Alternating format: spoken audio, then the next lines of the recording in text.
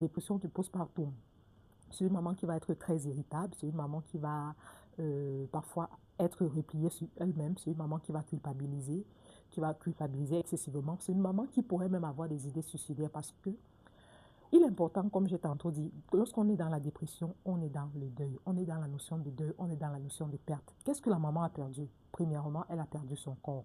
Elle a perdu ce corps-là de jeune fille qui, on a souvent tendance à voir les jeunes filles, on les appelle Miss Mannequin et tout ça. Elles perdent donc ce corps-là parce qu'il y a la poitrine qui va gonfler, il y a le corps qui grossit et tout ça. L'identité de ce nouveau corps-là, elle ne reconnaît pas. Alors, ça fait un choc pour la mère de dire, ah, donc finalement, l'accouchement, c'est ça. Et parfois aussi, à côté, il y a le père de l'enfant qui n'est pas souvent présent, qui n'est pas souvent même responsable. Parfois, et avec les jeunes filles, on a la pression de la famille. Parfois, il y a des remontrances au niveau de la famille.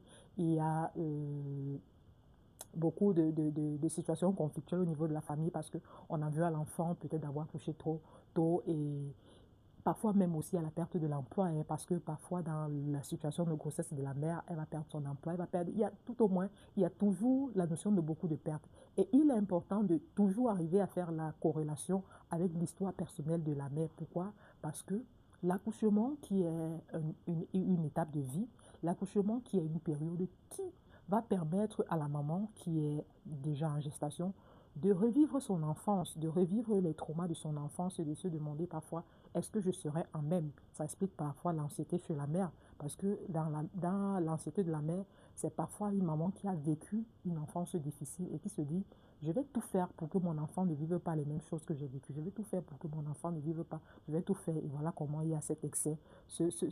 On part sur une bonne volonté, mais finalement, ça se transforme en quelque chose qui va entraver notre vie.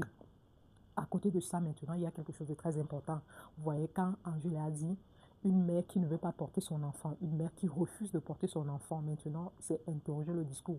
Est-ce que lorsqu'elle ne veut pas porter son enfant, on est dans un discours cohérent du genre, je ne veux pas porter mon enfant parce que vraiment j'en veux à cet enfant, parce que ceci. Donc, ce qu'elle dit, il y a quand même de la logique de ça, dans ça, même si ce n'est pas vraiment logique. Ou alors, on est dans une mère qui va dire non, vraiment cet enfant c'est un diable, cet enfant c'est ceci, c'est cela, alors on peut être possiblement dans ce qu'on va appeler la psychose puérpérale ou la psychose du postpartum. Et lorsqu'on est vraiment dans un cas de psychose, il est important directement d'amener la mère à l'enfant, d'amener la mère à l'hôpital psychiatrique parce que en ce moment la mère est un danger non seulement pour elle-même mais également pour son enfant. Alors j'espère que cette vidéo vous a réellement aider à comprendre les différentes pathologies liées à l'accouchement, les pathologies mentales bien évidemment liées à l'accouchement. Alors si vous avez des questions,